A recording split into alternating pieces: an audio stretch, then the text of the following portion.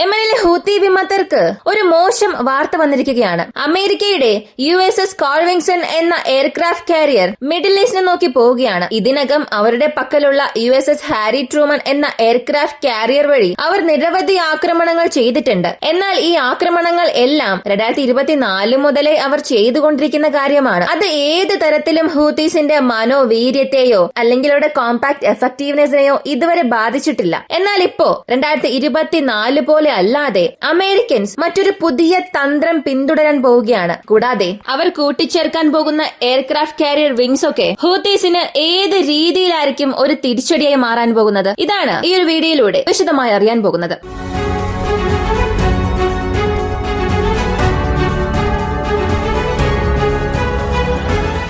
ആദ്യത്തെ കാര്യം, യമനിലുള്ള Houthi rebels ചെയ്തത് മിഡിൽ ഈസ്റ്റ് വഴി പോകുന്ന എല്ലാ കണ്ടെയ്നർ കാർഗോ ഷിപ്സിനെയും അറ്റാക്ക് ചെയ്യുന്നു. ഇതിനുള്ള കാരണം ഹമാസിനെതിരെ ഇസ്രായേൽ ചെയ്യുന്ന യുദ്ധമാണ്. ഇസ്രായേലിലേക്ക് പോകുന്ന യുദ്ധക്കപ്പലുകൾ അല്ലെങ്കിൽ ഇസ്രായേലിലേക്ക് സപ്ലൈ ചെയ്യാനായി വരുന്ന കാർഗോസ് അല്ലെങ്കിൽ ഇസ്രായേലിൽ നിന്നും വരുന്ന കാർഗോസ് വെസൽ, ഇങ്ങനെ യാതൊരു വിവേചനവും ഇല്ലാതെ എല്ലാത്തരം യുദ്ധക്കപ്പലുകളെയും ചരക്ക് കപ്പലുകളെയും അവർ ആക്രമിച്ചുകൊണ്ടിരുന്നു. പല സമയങ്ങളിലും യമനിലുള്ള ഹൂത്തി റിബൽസ് ഇസ്രായേലിലേക്ക് പോകുന്ന കപ്പലുകളെ ആക്രമിക്കുക മാത്രമല്ല ചെയ്തത്, ഇന്റർനാഷണലി ഷിപ്പിംഗ് റൂട്ടിലേക്ക് പോകുന്ന മറ്റ് കപ്പലുകളിലും അവർ ആക്രമണങ്ങൾ നടത്താൻ തുടങ്ങി. ഇതും സംഭവിച്ചൊരു കാര്യമാണ്. കൂടാതെ എല്ലാ ആഴ്ചകളിലും അമേരിക്കയുടെ എയർക്രാഫ്റ്റിനെതിരെ ബാലിസ്റ്റിക് മിസൈൽസും അവർ അയച്ചുകൊണ്ടിരുന്നു. എന്തിന്? 2024 മാത്രം ഏതാണ്ട് 400 എമുനേഷൻസ് അമേരിക്ക ചിലവാക്കിയിട്ടുണ്ട്.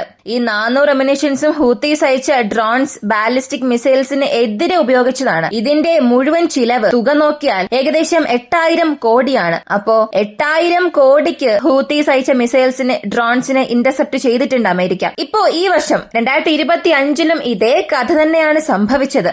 എന്നാൽ അമേരിക്കൻസ് പുതുതായി ഒരു സമീപനം സ്വീകരിച്ചു. ആ ഒരു സമീപനത്തിലൂടെ ഹൂത്തീസിന് നേരെ നടത്തുന്ന എയർ സ്ട്രൈക്സ് ഒന്നും എന്തുകൊണ്ട് അവരെ ഏതൊരു രീതിയിലും ബാധിക്കുന്നില്ല. അതാണ് ആദ്യം മനസ്സിലാക്കേണ്ടത്. സത്യത്തിൽ ഹൂത്തീസിന് യാതൊരു സ്ട്രക്ചറും ഇല്ല. പൊതുവെ ഒരു മിലിറ്ററി എടുത്താൽ അതിനൊരു കമാൻഡ് സ്ട്രക്ചർ ഉണ്ടായിരിക്കും. അമ്യൂണിഷൻ സ്റ്റോറേജ് എവിടെയാണ് വയ്ക്കേണ്ടത്, എയർ ആൻഡ് ഡിഫൻസ് ഗ്രൂപ്പ് എവിടെയുണ്ടാകും, കരസേന എവിടെയാണുള്ളത്, കാലാൽപ്പട എവിടെയുണ്ട്, ഇങ്ങനെ മുഴുവനും ഒരു സ്ട്രക്ചർ ആയിരിക്കും. ഒരു ആർട്ടിലറി ഗ്രൂപ്പ് ഉണ്ട്. ഈ ആർട്ടിലറീസിന്റെ അമ്യൂണിഷൻസ് സ്റ്റോർ ചെയ്ത് വെച്ചിരിക്കുന്ന സ്ഥലത്ത് ഒരു എയർ സ്ട്രൈക്ക് ചെയ്യുകയാണെങ്കിൽ ആർട്ടിലറീസ് വെച്ച് ഉപയോഗിക്കുന്ന ഗ്രൂപ്പിനെ കൊണ്ട് പിന്നെ ഒന്നും ചെയ്യാൻ സാധിക്കില്ല. ഇങ്ങനെ സ്ട്രക്ചേർഡ് ആയിട്ടുള്ള മിലിറ്ററിക്ക് എതിരെ എയർ സ്ട്രൈക്ക് നടത്തുമ്പോൾ ആ മുഴുവൻ മിലിറ്ററിയെയും നമ്മളെ കൊണ്ട് ആശയക്കുഴപ്പത്തിലാക്കാൻ സാധിക്കും, അവരെ പ്രവർത്തനരഹിതമാക്കാൻ സാധിക്കും. ഇതാണ് പലതവണ അമേരിക്കൻസ് ചെയ്തിട്ടുള്ളത്. എന്നാൽ ഹൂത്തീസിന് ഇങ്ങനെ യാതൊരു ഘടനയുമില്ല. ചെറിയ ചെറിയ ഗ്രൂപ്പുകളായി അവർ വേർതിരിയും. ചെറിയ ഗ്രൂപ്പിന്റെ പക്കൽ തന്നെ അവർക്ക് ആവശ്യമായ ഡ്രോൺസ് ഉണ്ടാകും, ബാലിസ്റ്റിക് മിസൈൽസ് ഉണ്ടാകും, എയർ ഡിഫൻസ് സിസ്റ്റം ഉണ്ടാകും, എല്ലാം ഉണ്ടായിരിക്കും. കൂടാതെ ഈ ഒരു ഗ്രൂപ്പ് പ്രത്യേകമായി തന്നെ പ്രവർത്തിക്കും. അവർക്കൊരു കമാൻഡ് സെന്റർ ഉണ്ട്.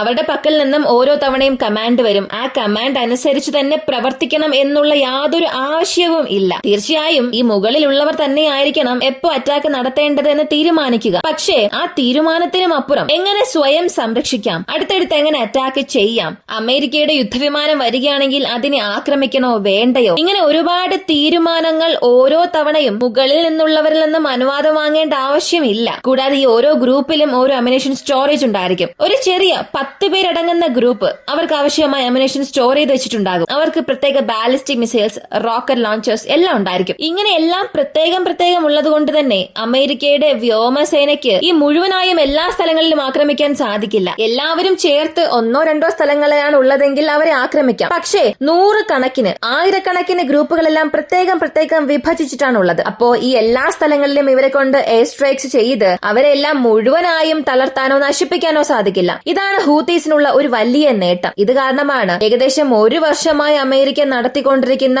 ബോംബിംഗ്സ് ഒന്നും ഏതൊരു രീതിയിലും ബാറ്റിൽ ഫീൽഡിൽ വലിയ രീതിയിലുള്ള മാറ്റം ഒന്നും ഹൂത്തീസിന് കൊണ്ടുവന്നിട്ടില്ല. എന്നാൽ ഇപ്പോൾ അമേരിക്കക്കാർ അവരുടെ സമീപനം ഒരല്പം മാറ്റി. അതെന്താണെന്ന് ചോദിച്ചാൽ, ഇതുവരെയും അമേരിക്ക നടത്തിക്കൊണ്ടിരിക്കുന്ന എയർ സ്ട്രൈക്സ് എല്ലാം ഹൂത്തീസിന്റെ ബാലിസ്റ്റിക് മിസൈൽ സ്റ്റോറേജ് അല്ലെങ്കിൽ അമ്യൂണിഷൻ ഡെപ്പോ, കൂടാതെ അവരുടെ മിലിറ്ററി സ്റ്റോറേജ് സ്റ്റോറേജ് ഫെസിലിറ്റീസ് ഇവയൊക്കെയായിരുന്നു ആക്രമിച്ചുകൊണ്ടിരുന്നത്. ഇനി അമേരിക്ക ഹൂത്തീസിന്റെ മിലിറ്ററി കാപ്പബിലിറ്റിയെ നോക്കിയല്ല പോവുക. പകരം ഹൂത്തീസിന്റെ നേതാക്കന്മാർ, പ്രധാനപ്പെട്ട ലീഡേഴ്സ്, അവരുടെ ലൊക്കേഷൻസ് എവിടെയെല്ലാം ഉണ്ട് ആ ലൊക്കേഷൻസിൽ ബോംബയച്ച് അവരെ എലിമിനേറ്റ് ചെയ്യാൻ ശ്രമിക്കും. അങ്ങനെ ഓരോ നേതാക്കന്മാരെ എലിമിനേറ്റ് ചെയ്തുകൊണ്ട് വരുമ്പോൾ എത്ര തന്നെ ഇവരെല്ലാം ഒരു ക്ലസ്റ്റർ പോലെ പല ഗ്രൂപ്പുകളായി വിഭജിച്ചു കിടന്നാലും അവരുടെ നേതാക്കന്മാർ പോവുകയാണെങ്കിൽ പിന്നെ അവർക്ക് സ്ഥിരമായ ഒരു പ്രവർത്തനം ഉണ്ടാവുകയില്ല. അപ്പോ അങ്ങനെ ഒരു സംഭവത്തിലൂടെ അവരുടെ കോമ്പാക്ട് എഫക്റ്റീവ്നെസ് കുറഞ്ഞുകൊണ്ടിരിക്കും. ഇതാണ് അമേരിക്കയുടെ ഒരു പുതിയ തന്ത്രം. ഇതവർ നിറവേറ്റണമെന്നുണ്ടെങ്കിൽ ഇതിനകമുള്ള ഹാരി ട്രൂമൻ എന്നതിനപ്പുറം മറ്റൊരു അസറ്റും അവർക്ക് ആവശ്യമാണ്. അതാണ്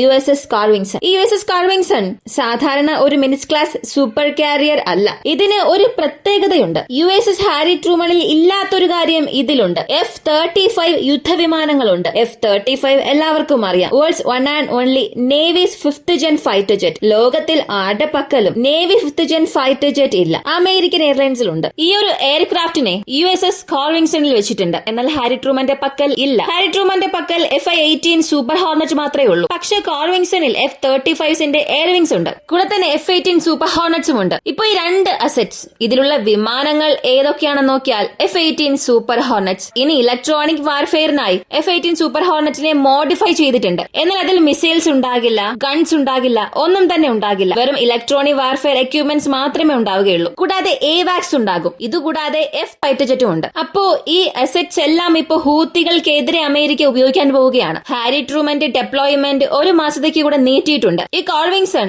അടുത്ത 2-3 ആഴ്ചകൾക്കുള്ളിൽ തന്നെ ഡെപ്ലോയ് ചെയ്യും. 2 എയർക്രാഫ്റ്റ് കാരിയറിലും ഏകദേശം 90% വിമാനങ്ങളുണ്ട്. 180 വിമാനങ്ങളുണ്ട്. കഴിഞ്ഞ വർഷവുമായി കമ്പയർ ചെയ്യുമ്പോൾ ഏകദേശം അവരുടെ ഈ ഒരു പവേഴ്സ് എല്ലാം അധികമാക്കിയിട്ടുണ്ട്, ഡബിൾ ആക്കിയിട്ടുണ്ട്. അപ്പോ അമേരിക്ക ഹൂത്തീസിനെതിരെ ഒരു വലിയ ആക്രമണം തന്നെ ചെയ്യുമെന്നാണ് പ്രതീക്ഷിക്കുന്നത്. ഈ വലിയ ആക്രമണം ഹൂത്തീസിന്റെ നേതാക്കന്മാർക്ക് എതിരെ മാത്രമേ ഉണ്ടാവുകയുള്ളൂ എന്നാണ് അവർ പറഞ്ഞിരിക്കുന്നത്. ഇതിനെക്കുറിച്ചുള്ള നിങ്ങളുടെ അഭിപ്രായം കമന്റിൽ പറയുക. ഇങ്ങനെയുള്ള വീഡിയോസാണ് താല്പര്യമുള്ളവരാണ് നിങ്ങളെങ്കിൽ ഇപ്പോൾ തന്നെ നമ്മുടെ ചാനൽ സബ്സ്ക്രൈബ് ചെയ്യുക. മറ്റൊരു വീഡിയോയുമായി വീണ്ടും കാണാം.